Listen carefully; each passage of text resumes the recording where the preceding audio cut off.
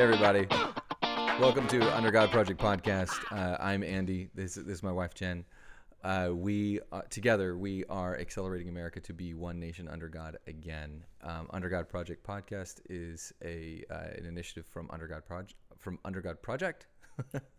And we are focusing, this series of podcasts are about Glenn Beck's first 40 days devotional. And so at the beginning of November, on some undisclosed day, he's going to do something about the American Covenant. What's interesting about that, though, is as we've kind of been looking at it, we were casually looking at it, and we're like, wow, there's actually a lot of stuff in here that's really about Under God Project, and it's really hard to see that it's not. And so we thought it would just be something. At first, we thought it would just be something that we would do because, again, we're trying to invite God into our national identity, and we're excited about any of the activities that invite God into our national identity. And the more we got into it, the more we were like, wow, this is really Under God Project focused. Yeah, it just makes sense to Right. include it in what we're talking about. Right. So it's been fun and exciting. And where are we? So actually, we're on week 4 of Glenn Beck's first 40-day devotional. Mm-hmm. And there's five days per week of his devotionals. And this is day 16. 16 through 20 is what we're talking about today. Now, I forgot to mention, we're in no way affiliated with Glenn Beck or Blaze TV or anything like that. We just picked it up and we're like, this is fun and exciting and interesting and unique. And it's kind of working out so far. We really enjoy it. And we appreciate the work he's gone through to create this. And we are adapting it. We approve. Yep, there really is. There's really a lot to go over. So how do you want to start? Yeah, let's go ahead and get started. We're going to talk about the first one on day 16, which is David.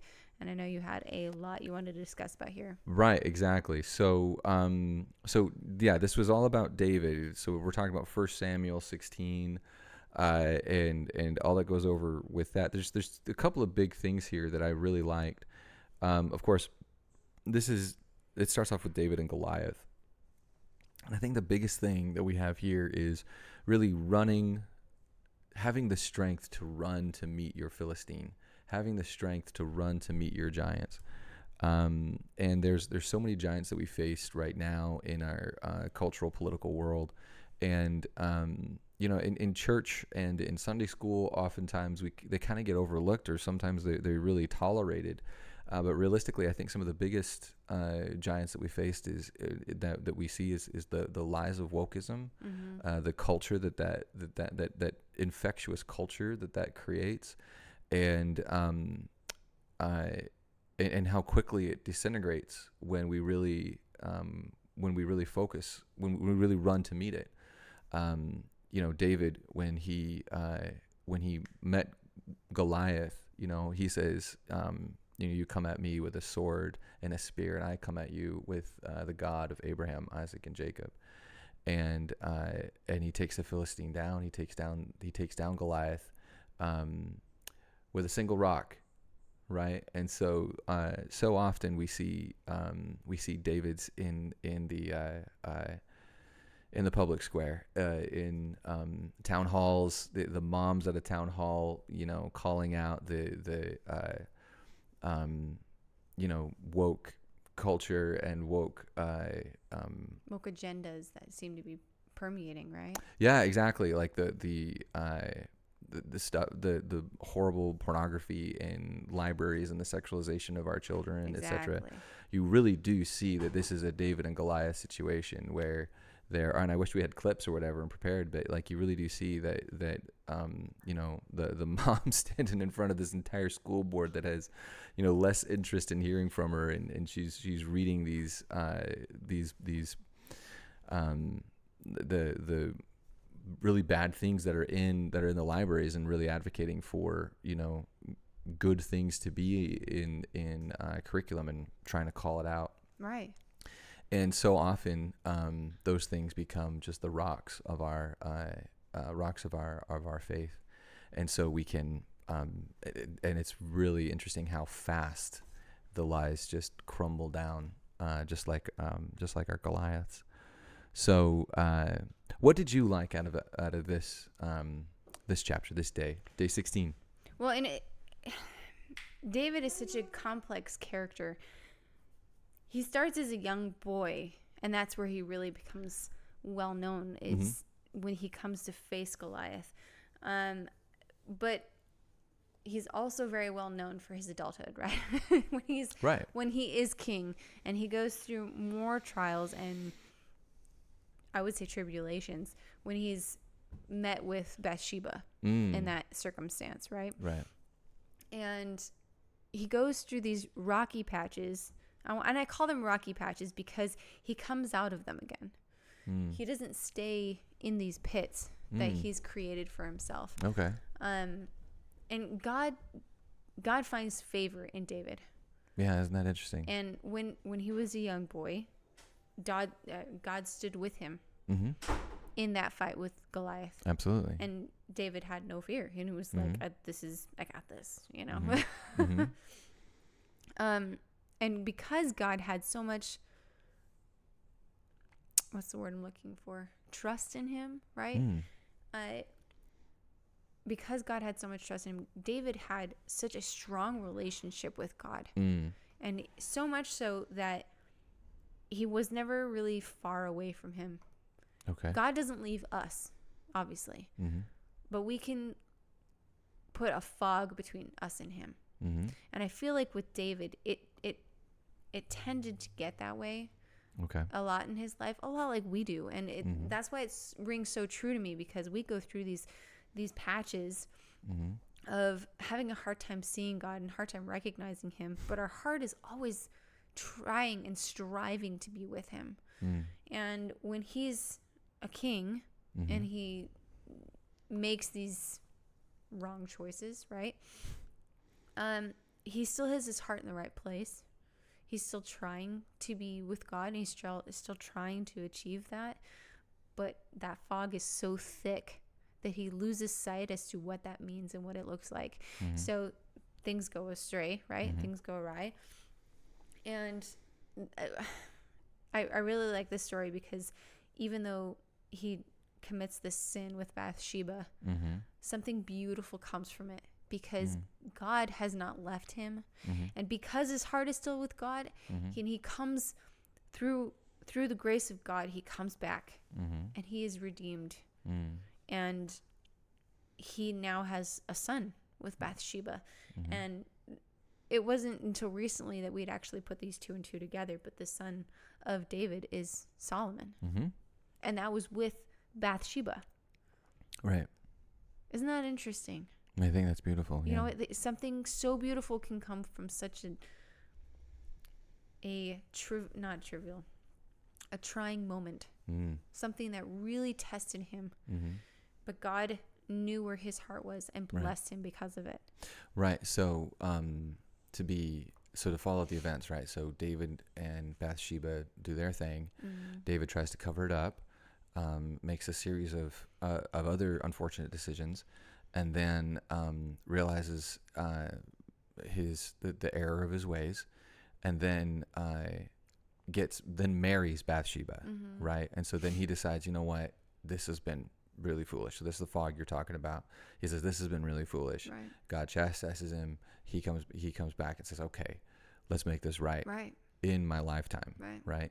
Unlike what we saw with his predecessor, with Saul, Saul, who tried to kill him and like all this other stuff. He just kept digging into the wrong thing.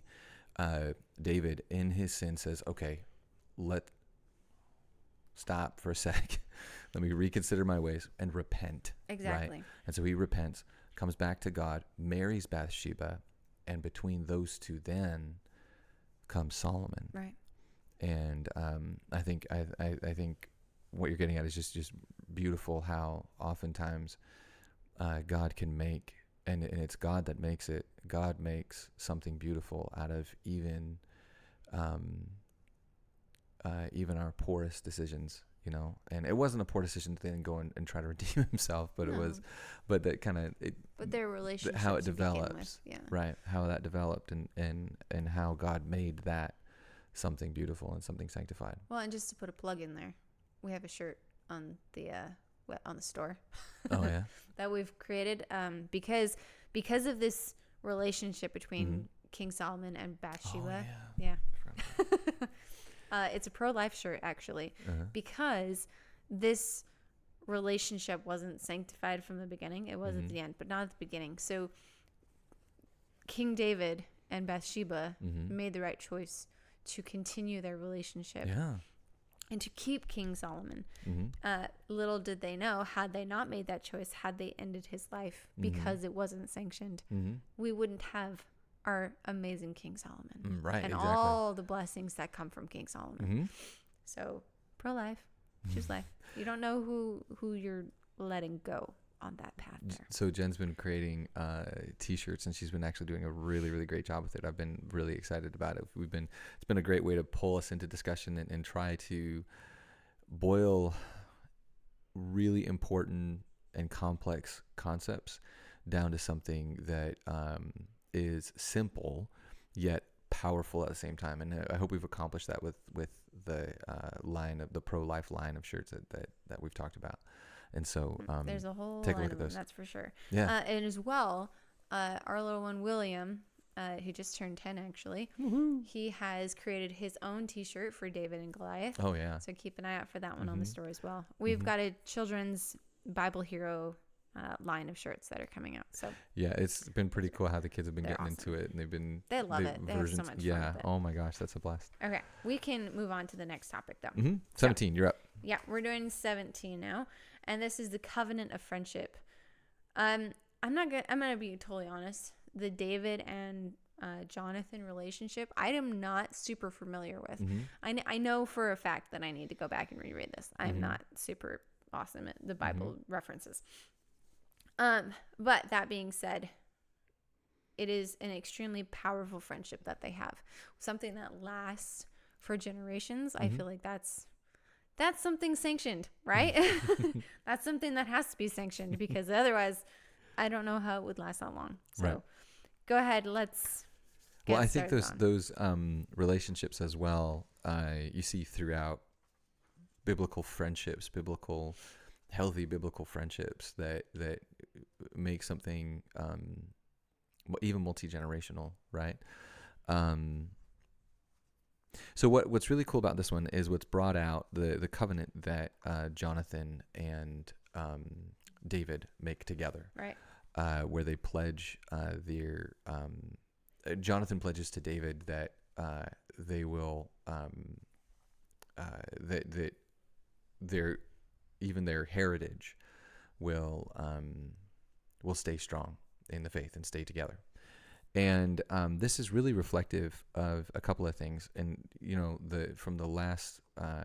from 16 to today, so to 17, so these 2 days, there's a lot of things that remind me of the compact that we provide at Under God Project. Yep. We spent a lot of time creating and thinking about the different concepts that were in it and revisiting them.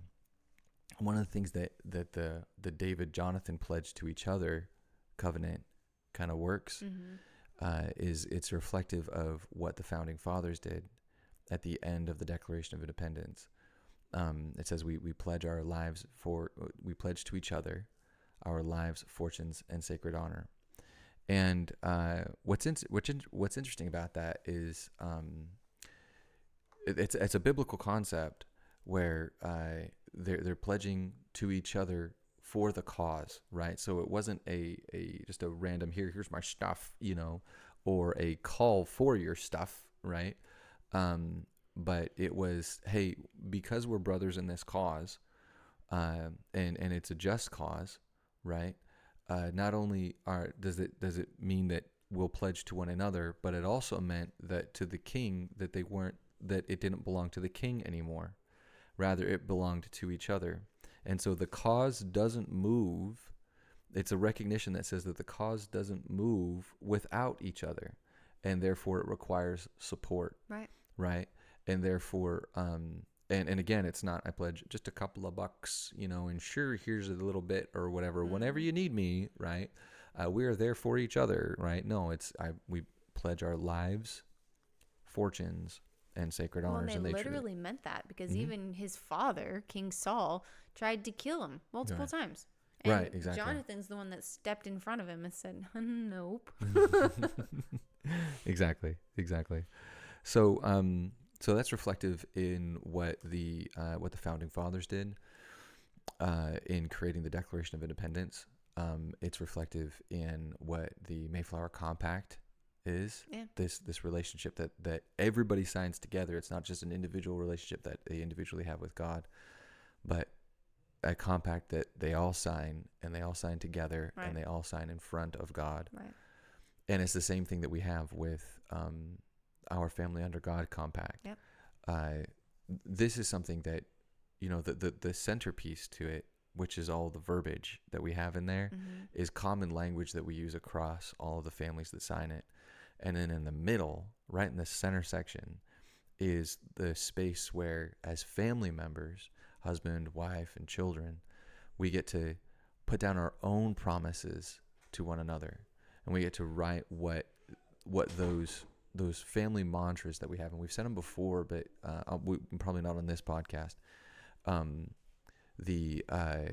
We have some of our first adopted families. They're really, really great. They put some of their family mantras in there. So it was what did they put? It was morning hugs. That's it. Morning hugs, and that meant that every morning they would wake up, and before they did anything, they would fill each other's love cup. My Jen grew up in a home where at the end of every night they would get around the coffee table and read their scriptures, and then in the end they'd fold their arms, and they'd have a prayer, and they'd fold their arms like that, and they'd have their evening prayer, and they would go together forever, and they'd do their little chanty clap, which is hokey, but it's theirs, and they know what that means, And it right? hasn't gone away. Right, exactly. They've adopted it, and they've made it a little different now because it's been a couple of decades. Yeah, no, that's exactly it, right? Like it but it's gets still around. right. But that's the thing about Jonathan and David's covenant, is their covenant is multi-generational, and it builds. Right. It doesn't take away from the previous. So it builds on top of it. And with the compact that we have, is not only does it, so you can it's designed so that families can add as new things come in, as new challenges are faced. We have some families that take it down once every little while, and they'll add to it new things that they work on together. And honestly, that stemmed from the testimony, the heart, the things that you learn together. That Jen and I realized really early on in our marriage, that when we both go through something together, the things that we learn, the things that we are because of what we've learned, and what challenges we've faced, is now a whole new thing. It's not that just Jen learned it and I learned it, but because we've learned it together, that thing is now unique, and it's different, and it's its own, and we are part of that lesson, that promise, that testimony, that growth, that house. And so we now create a new, it creates something new and on its own, and that thing then begins to develop over time. And so that's exactly what Jonathan and David create together, is this pact between each other, this covenant between each other. And as their lives continue, that pact, that compact, that covenant grows stronger, and becomes more nuanced with the new challenges that they face, and with the new things that they do. And so in our compact, we've got the opportunity to, you can take it down and write new things, write new things to it and add to it, and as you learn your family's, what's another word for your family's faith, the bricks of your faith grows, right? So I'm gonna illustrate that with one more thing, and then I'll stop talking about it. We can move um, like, so in my family, when I was growing up, we had my youngest brother was born with cystic fibrosis, which is a pulmonary function disease, and so that year was really tough for my folks, really tough for my parents. And so I was really young. I was really too young to really understand what was going on. And like most kids do, they don't really understand the heaviness of parenthood, which is fine. But anyways, the end of that year, they said, we're going to come up with a family theme every year because that year was not fun. So next year's family theme is going to be, if it's not fun, we're not doing it. Right. And for that whole year we had to, so that was like the family mantra. Right. And that's what, we would write on the compact. We didn't have it then, theme. But it was a fun theme because then that meant that we had to make everything fun, no matter what it was. Right. Like, so the tax return, right? Taking out the garbage. Yes, exactly. So we had to learn how to have fun because the year before was just so serious and so, and just so anxious. Well, the year after that was a different theme. And the year after that was a different theme. Right. And so one year I remember my sister was in college. And so we called each other around Christmas time. We always come up with the themes around Christmas time. We're like, what's the theme going to be this year? And my sister was working, she was working a housekeeping job for, I think it was one of the theme parks and one of the resorts. And she was working that, and she was working with people that were from other countries. And so, my sister was thinking, man, this is kind of a tough job. Like, I don't really like this job. But I think she was a Puerto Rican friend that was like, look, when God gives you an opportunity and he gives you the ball, what do you do? Do you sit with the ball? No, you run with the ball, And so that became our theme that year, to run with the ball, right? To take advantage of opportunities and run with them. And that was right. It was like to run with it and score your touchdowns and make your goals and stuff like that. And so that year we focused on, running with the ball, right? And so you have to explain it. But now when I call up my sister and I say, hey, and we're talking about stuff. Did and I'm you like, run hey, with the ball? Yeah. When I say we're talking about stuff, we say, hey, run with the ball. She knows what I'm talking about. Right. And we just, that's what your family is. Yeah, of course. Those are the bricks of your family. And that's how they develop. And so, again, the compact that we have is designed for it to grow with your family. And so I didn't realize that it was reflective of David and Jonathan necessarily.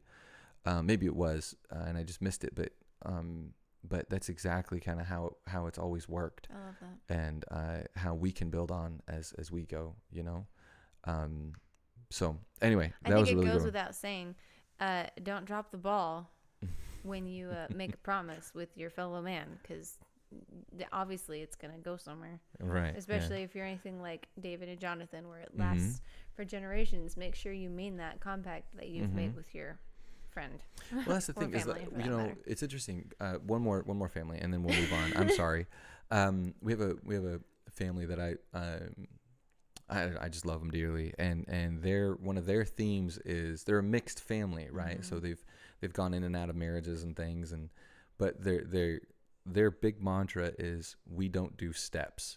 Yeah, like step parents and step siblings, and a brother's a brother, a sister's a sister. A dad's dad. Like, we don't do steps, right? And that's definitely a mantra that goes in there. And these are the glue, the building blocks, the things that you make in your home. And oftentimes I think that as Christians or as people of a biblical center, we're afraid, we can be afraid of doing it wrong. And so we try to wrap it up in different language that loses meaning necessarily, or we try to focus it on something. And sometimes it's just as simple as just saying, nope, we don't do steps, right? It means that I know that when I'm at school and, my brother gets picked on, my stepbrother gets picked on, right? He's picking on my brother, and I know I'm going to be able to come in and treat him like a brother. My sister's the same way, all that stuff. And so there can just be so much meaning with simplicity and so much light and love and Christ in all of those meanings. And so, anyways, again, it's hard not to see the compact and how that works through all of these things that we're doing. So, all right, 18. No, we're going back to 17. No, I'm just kidding. We are doing 18. This is 18. It's called the Ark. And no, we're not talking about Noah's Ark again. We are talking about the Ark as in the Ark of the Covenants. And the Ark of the Covenants is a really big deal. If you aren't aware of that, you should probably go read your Bible again, because that's a pretty important part. It was interesting because we actually had a what's it called? A reenactment of I totally forgot about this. Yeah. It was only a couple weeks ago actually, and we went to a live version of like an Ark of the Covenant temple. Is that what it was called? And that was super interesting. It lasted all like 5 seconds. You went in and you went out, because they had a lot of people going through, a lot more than they had planned on having. Right. But I loved it. Yeah. So it was a rebuild. Yeah. Right. And but so it was like tried built to use scale. Built to scale with the same type of rope they would have used, with the same type of linen, the sheets, and so they tried to use as many materials as they could. Right. And it was a last minute thing. The guy who did it was, he was going to put it at he has a spot in the fair. Right. And this is in Tennessee, by the way, without revealing too many things. It was in Tennessee. Are we talking about the same thing? Because I think you're talking about Goliath.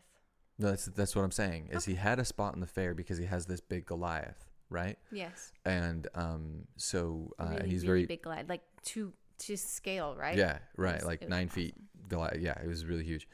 And that's usually what he does it with, right? And then he had this conference hall rented out for a completely different thing. But then he just felt the prompting to say, and God just kind of told him, "No, I want you to build an Ark replica." Right. It wasn't an anniversary of something, right? Oh, you're talking about the Jewish holiday. Yeah, it ended up working out with some Jewish holidays. Yeah, and not on purpose, but it was predetermined, right? There were so many other things that, it was this full scale thing with the same type of, and again, everything was to scale, and all the materials that were used then, well, as many of them as they could, and from the outer courtyard to the inner courtyard to the Holy of Holies to the Ark itself. Right. It was a really powerful thing. It was really neat. And honestly, it was just because he got an inspiration and responded to the inspiration. Right. And they charged for the first X amount. I can't remember how many, but after that, they were just like, let's get as many people as we can. And they just kept selling out. And so it was really, really cool. I don't even think they charged. I think it was free, the entire thing. But that's what I'm saying. You definitely had to get a ticket before you showed up. But then after the certain amount of, I think it was like 1,000, and then they sold out of those, and so they did another 1,000, and they came up with like 10 or 15,000. I think he only wanted to get like 900 people in or something like that, and then they ended up getting like 6 or 17 times. Easily. And after that, he's like, okay, let's just get people through, because he had rented out this conference hall for a completely different thing for like 2 days worth, and I think even that they had to extend eventually. Yeah. But not to sidetrack too far. But we are talking about that Ark today. Go ahead. Holy cow, you wanted to talk about. 18. So as you can see, what we're doing in these podcasts, if you were listening to us on the last ones, if you were there with us on those, I think week 2, we just kind of walked you through all of the steps. And then I think week 3, we decided, you know what, we're going to try to bring some novel insight into it. So we're assuming that you've already gone through these, by the way.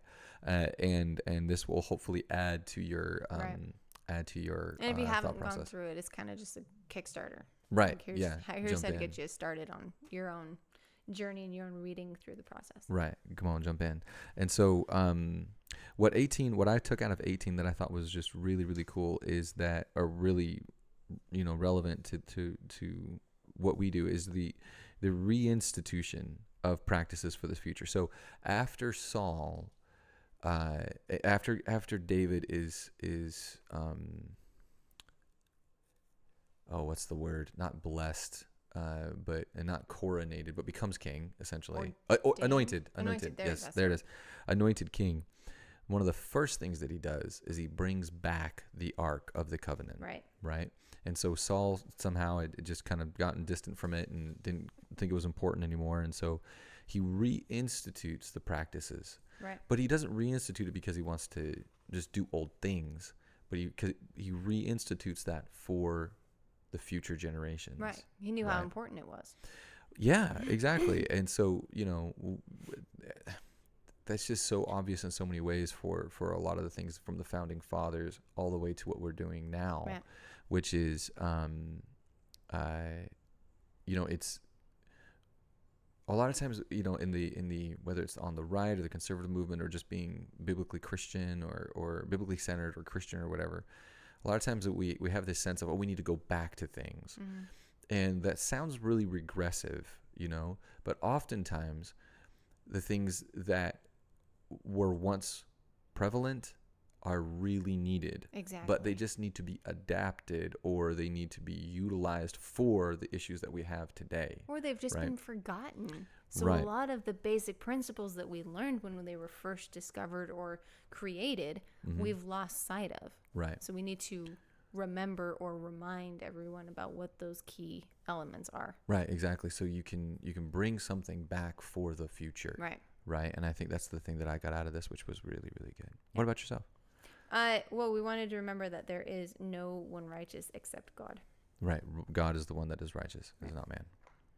And we didn't have a lot more to say on that one. We wanted to leave a lot of this up to you guys to make sure that you read through and have your own inspiration. Mm-hmm. I hope you're reading them, by the way. Again, we wanted to, I think week 2, we went through step by step each of them and all that stuff. And I think that kind of robs the experience. Could be. But I think, I hope you go through them and read them. They're very interesting. So, all right. So, 19. Okay. The House of David. Yes, this 19 is the House of David. What of that is interesting to you, sweetheart? Oh, we had a lot to talk about on this one, actually. Mostly because of the compact. Now, the House of David, it's not a literal house because I don't think he built. Like brick and mortar? Yeah. Yeah, right. Yeah. Mm-hmm. It's meant to be his lineage, right? It's meant to talk about what his family is and what the promises are for his posterity. Right. And all inclusive. I know you wanted to talk more about the Sure. lineage in that. Yeah, I think that the thing that I got from this, and the thing that as I after I finished reading it and kind of going over it, just kind of sitting back, I thought, what am I building my house to be? So if I were to retitle it, it would be the House of ... right? So at the Thompson House, will the Thompson House be as special, as sacred, as interested in God's covenants as the House of David? And frankly, the teaching, I said frankly, and I'm tripping over my words, teaching our children to be a covenant people is what this nation is based on. Right. Our nation is founded on a covenant people of different faiths, of different churches and congregations, but they are a covenant people. Right. And so we step into that inheritance. We are all of the good things about our country are because the founding, the Mayflower Passengers, the 1701 Commission of Liberty, the Flushing Remonstrance, Right. all of those things are based on those that are seeking God and seeking to make promises with God. Right. And so we are inheriting this lineage of a covenant people by being Americans. And so we want to continue that by being a covenant making and keeping house. Right. So the Thompson house being the lineage, our Exactly. lineage, we want to raise our children to be a covenant making and keeping house. Right. So Just to kind of go along with that, we were talking about grafting. 2 weeks ago. We were talking about grafting, and in America, we're all grafted into America, right? Mm-hmm.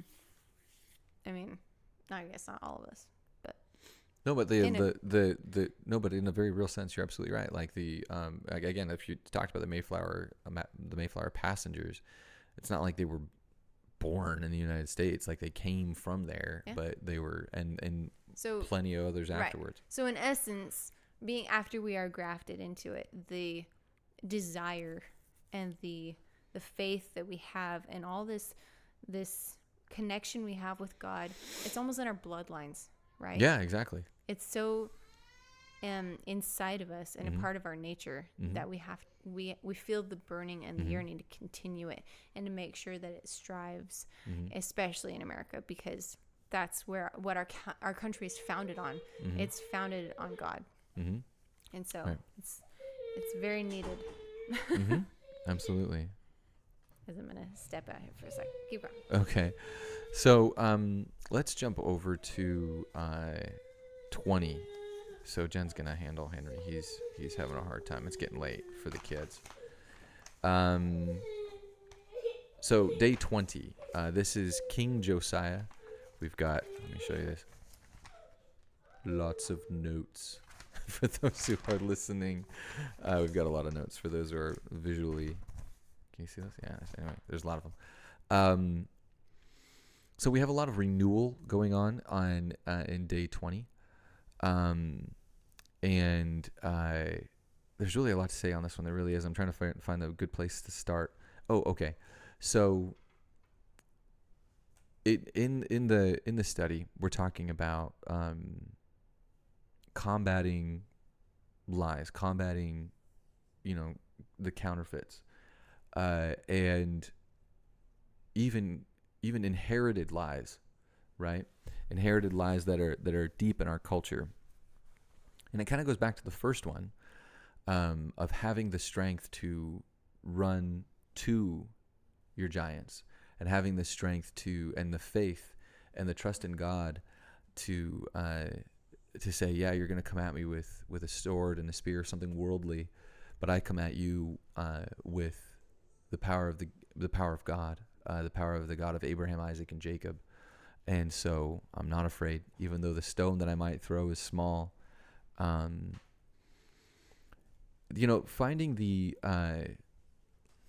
Finding ways to combat those inherited lies, those lies that are deep in our culture now, particularly that deals with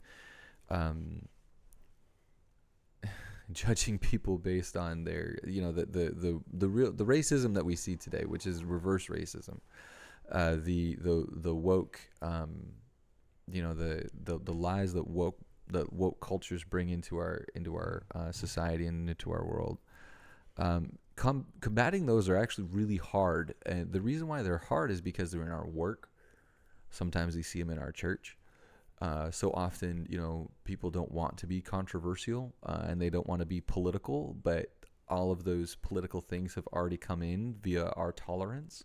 And so to stand up for them, to stop them, to say, hey guys, this isn't right, or it's wrong, can be tough, can be hard. It requires faith, it requires strength, but as well, they won't go away unless we do. And so the thing that we can do is center our house first, get our own house in order first. And that's exactly what the compact is all about. The compact is a family experience. Exactly. That we can do that outlines that. Well, there's actually some words to the compact that I think is really great in being able to come back. Did you mind if I jump in first? Yeah, I don't know where you are at exactly. Sorry, I missed right. a little bit. I find it interesting that Josiah was only 8 when he became king, right? And even as an 8-year-old, and I'm not even sure how this came about. I need, again, another story I need to revisit. But the fact that he saw all the lies that were being indoctrinated into his people that he completely could have followed. He could have just gone along with it, right?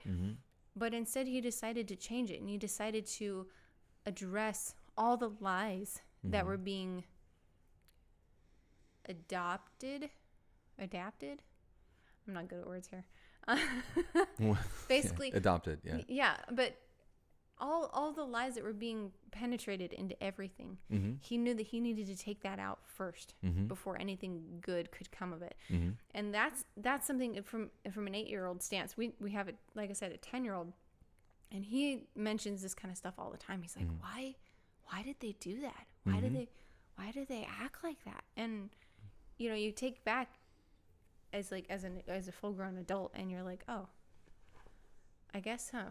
Mm-hmm. That's not something I would have recognized necessarily. Mm-hmm. I see it, but it's like a subconscious thing. So Mm-hmm. seeing it from their perspective, you're like, oh my gosh, that's a big deal to you. You've only been around for so long.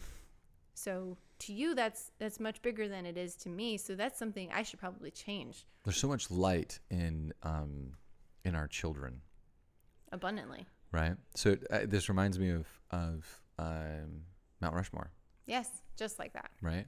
So for those of you who don't know, there should be an episode by now about this, but well, maybe there's not right now, but We've there talked will about be. it before. Right. We were at Mount Rushmore, and before you can get there, you got to go before you get to Rapid City, or no, it's not even. Anyway, on the way, Yes. there's a Keystone. Anyway, sorry. yeah. I'm distracted. There's on the way. There's there's an RV park, and in the front lawn of the RV park are these 20-foot Busts. statues. Right, they're busts of American presidents. Mm-hmm. And so the guy who had owned the property, decades ago, had just started creating these, and there's one for each president. And so they only have 3 out at a I time. don't think it's the guy who owns the property that created them, but he did buy them. He had a few of them, and there were Right. many more available. But Right. sorry, beside the point. Right. So anyway, there were 3 out at a time, and there were 3 busts, and there was George Bush, John F. Kennedy, and Ronald Reagan that were all out. Now, again, this is private property, Yeah. so it's not these are not monuments. It's not part of the Well, national monument. Exactly, it's not a monument. It's not an Not extension of anything. This is private property. This is somebody's art. Right. So we were driving down the street. And we were on our way to our own family thing. We're here, Mount Rushmore. We got the rig. It was really busy the day before. We're gonna go do it. And we got the cameras, and all the batteries are in there, and all the waters are in the car. We're all set to go. Set to go. And on the way, William makes mention that somebody the night before had come and vandalized these presidential He didn't busts. know they did it the night before, but as we were turning on the street, he saw that they were Vandalized, right? So they had, graffitied on. they had put graffiti all over these Right. Presidential busts. And so he said, "Why did they do that?" And of course, his parents were like, "Well, some people are just awful like that." We kind of gave him the parental answer, like, "Hey, we're on our way." So some people are just kind of like that. And what did he say? He said, well, why don't we just go erase it? Right. He said we should just go and erase it. Right. So we're like, We you know both looked what? at each other, and Let's just do it. Yeah. So we turned around. We went back to our rig and grabbed some soap and scrub brushes and went back to the bus, and it just started. right, and started just wiping it off. Yeah. It didn't Started come washing it off. off. Right. It wasn't coming off. Like at all. But what was interesting, and so to me that was just a lot like the stone, like a David stone, right? Yeah. Like a stone of David, I guess. Anyway, and it's just something simple and No probably fear. silly, and we're like, well, yeah, we should. It's a good example for our children, right? And so we just kind of followed that simple counsel, and so we go to clean it off, and the owner comes out, the And current owner Do you comes remember out. what he said? Go ahead. He said, I'd called the news about it Mm-hmm. and told them how these people came and destroyed my property, and I was all mad about it, and I was going to continue to just be super mad about these people who did this to my property, but you guys came out here selflessly, and you were helping me to clean this up, and now all I can do is smile. Right. So I'm going to go grab some paint buckets, Right. and if you want to help me, you can help me repaint them. Right. And so we had repainted them, and he said, I'm actually going to go call the news station down and say, hey, this is what America really looks like. Right. Right? This is what America is. Right.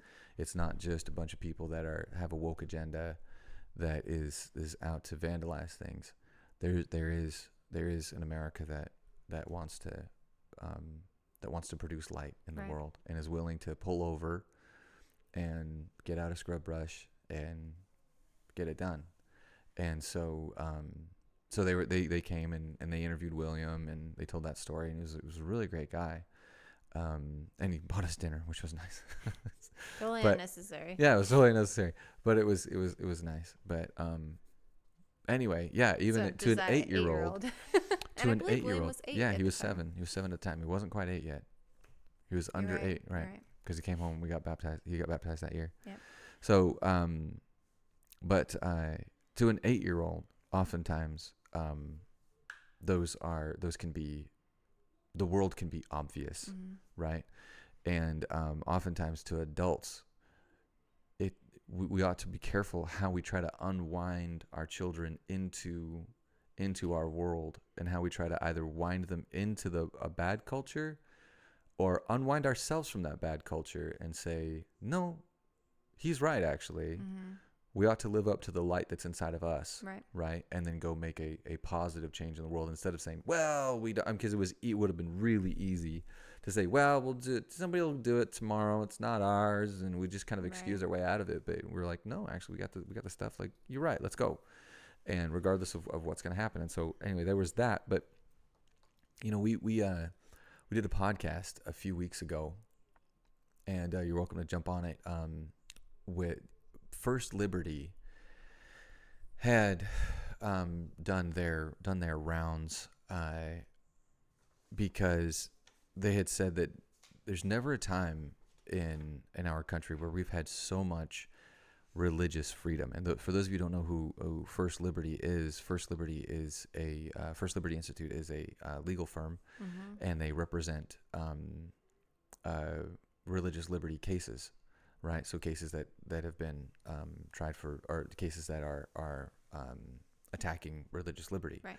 And over the past, at this point, it's like 9 months, maybe a year, they've represented, I think, up to 5 cases at the Supreme Court. Which is extremely hard to come by the Yeah, way. they're like, if I even had 1, that would be important. But, at all, let alone 5, and all of them have passed. Right. Right? So all of them have been overturned.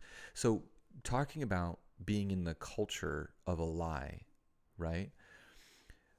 All of these cases have been overturned at the Supreme Court, Mm-hmm. right? All of these precedences have been overturned. And there's like 5 50-year precedences that have been overturned. And so there are these. So take a look at the podcast that we produced before that are like, wait a minute, guys, we can have prayer in public square now, by the way. Like, if you didn't know that, we can have prayer at schools, in the public square, in your town hall meetings. We just need to walk through them. It is in our right to do so. There's a common law that was the precedent that kept all of these. Wherever their public was, there could not be church. Wherever their public was, there could not be religion. Where it clamped those down. Well, that's all been overturned. It's all happened in the past couple of months. And so there's never been a time where we've had, as much religious freedom, as much religious liberty as we have now, and we have to be able to walk through that. So we've got to pick up our stones. We've got to start chucking them at our Goliaths. We've got to start doing the right thing, even though we may not even be used to it. This is the inherited lies that we get from our previous generations that have taught us to live within these bounds, where we're not supposed to say, we're not supposed to say prayer in school anymore because we're not allowed, we might offend somebody, no, that's not the way it is anymore. And there's actually a few of those precedences. So take a look at that. Take a look at our previous podcast that kind of goes over those. But that's exactly what we're talking about here in day 20, which is combating these cultural inherited lies that you need to go, wait a minute. I got to shake these off of my system first and get them out of me first. Well, because they become such eyewash and earwash that we don't even notice them anymore. But our kids are just becoming the age where they're starting to notice them. Mm-hmm. And so they're very prevalent to them. And that's where we need to be like, oh, probably shouldn't be okay with that as much as I think I should be. Exactly. And particularly as parents, we've trained ourselves throughout our whole life to stay within those bounds of that culture, within those bounds of these lies. And frankly, parents, moms, dads, like, again, take a look at that podcast, because there's like 5 legal precedences where the law is on your side. Exactly. To have religious expression at work, at school, in any public place. There's a bunch that, we're really used to saying, I don't want to offend anybody, so therefore, besides, I could get. God is not offensive. Well, For number one reason, right? He shouldn't be, but he can be. Anyway, here we go. We got a camera issue going on. There we go. So the first thing that we have to do to combat those inherited lies is get our house in order first. And again, our compact experience is just a really fun, exciting way to do that. And it has the words of the compact was something I wanted to read, which I thought was really, really interesting. It's the last 2 paragraphs of the compact. It says, we pledge to strengthen our faith and family ties, to uplift and to encourage one another, and to stand firm in the face of any effort, within or without, to dim our love, light, or liberty to one another. And we put that language in there on purpose because it's not, the Bible studies is talking about, complaining about sin and not just complaining about sin, but trying to put light into the world. And we wanted to make sure we had a lot of that in the compact. We wanted to make sure that it was a source of light, of love, of liberty, but as well, we needed to be strict, not just to turn off the light, but notice that it's to stand firm in the face of any effort to even dim the light, right? To dim the love, to dim the liberty. And it's not to just take it away, turn it off, or extinguish it. But no, it's easy to stand firm when that's all you need to do. It's going to be a lot harder if you do not stand. Your children will have to make the sacrifice. Right. And so as this podcast, as this podcast comes to an end, our generation, now is the time for this generation of American families to secure the liberties of the next generation. We enter into an inheritance. We enter into already a genealogy of those that have come before us, of a covenant-keeping people, of a covenant-keeping families that have created a nation for us that we are currently absorbing the blessings of. And it's happened generation after generation after generation. Yeah. And we just only talk about 8 of those. Like we talk about not 8 of those. We talk about the Mayflower Compact, and then we go to the Commission of Liberty, and then we go to the Declaration of Independence and the Constitution, and then we go to Gettysburg, and then we go to under God being added to our Pledge of Allegiance. And what's interesting is we're right in that space right now where those timelines almost evenly match up, but it's not the pattern of the timeline. We're not in a numerology or anything, right. But it is about our time, right. And about the identity of our country, and about the identity of of the people of our nation. Right. We want to make sure that those pathways are wide open for whatever God's got planned. Right. So let's wrap up this podcast. This week, let y'all get back to your day. We appreciate your time. We appreciate you being here with us. So here we go. Thanks for bearing with us, by the way. Mm-hmm. These are little, kids. Hiccups. Yeah. The kids had come in once or twice, so Jen had to step out for a second. So I'm pretty good at being long-winded. So she's like, better. She gave me the look. She's like, just talk. Just keep going. It's not unnatural for him. So anyway, let's wrap it up. So may God bless you. May God bless America. And may God bless this American family. Have a great night. Bye, y'all.